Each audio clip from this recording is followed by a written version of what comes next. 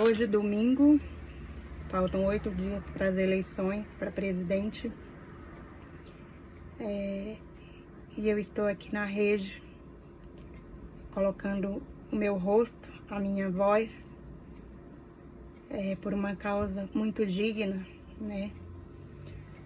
Eu tenho uma história de vida que se confunde com a de milhões de brasileiros. Eu sou nordestina, vim para Brasília com 12 anos de idade, quando a minha família fugia da seca. E o meu pai, com uma iluminação divina, uma pessoa semi-analfabeta, decidiu que daria uma vida diferente para os filhos, 8 filhos, né? Então, sobrevivemos. E eu nunca fui passiva diante dos grandes riscos do nosso país, mesmo dentro da minha família. Eu nunca fui passiva. Na época do Fernando Collor, quando ele ameaçava os direitos trabalhistas, quando ele tirou a caderneta de poupança de milhares de pobres aposentados, eu ainda menina, eu fui para a rua e me posicionei. Eu gritei muito fora Collor, eu me banhei nas águas do Congresso Nacional. E a diferença de hoje é que naquele tempo a gente ainda podia se manifestar. Era uma democracia jovem, né, que estava nascendo, mas ainda havia os ares da Constituinte. Era uma coisa bem mais recente e a gente pôde se manifestar.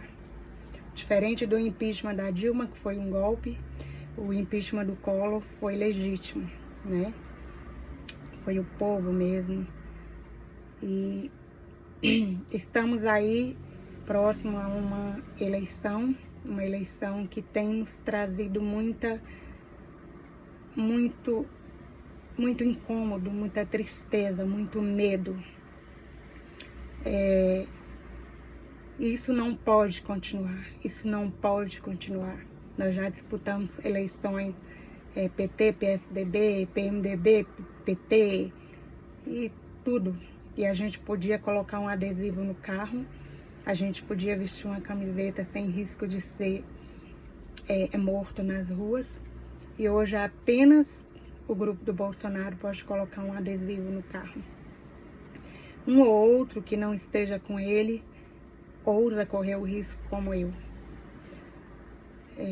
E por isso eu estou aqui. Eu me valho de um texto de Antônio Prata. É uma pessoa bem mais madura que eu, uma intelectual, um estudioso de política. E eu gostaria de ler para aqueles que tenham o decoro de me ouvir. Domingo a gente faz um país.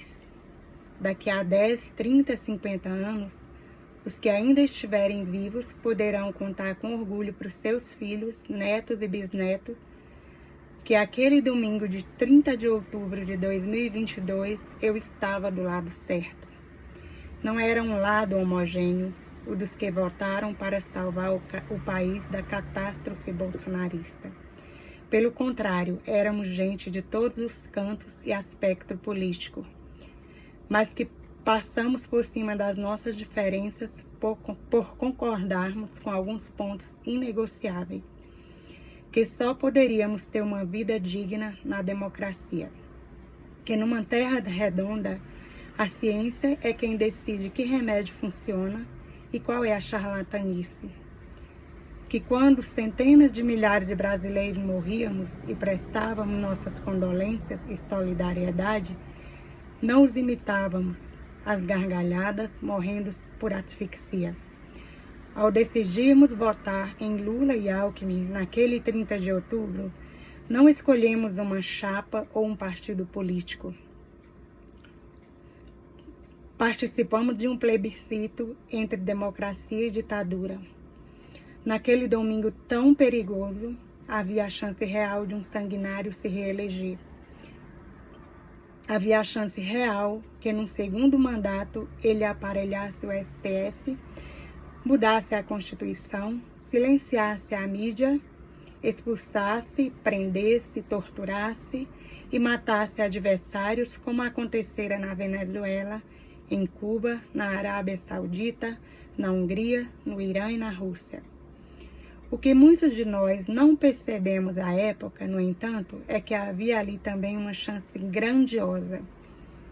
A chance de, pela primeira vez desde a redemocratização, unirmos os melhores quadros do país do mesmo lado. Por décadas, PT e PSDB preferiram buscar apoio aos que se aliavam. Agora Lula está com Alckmin.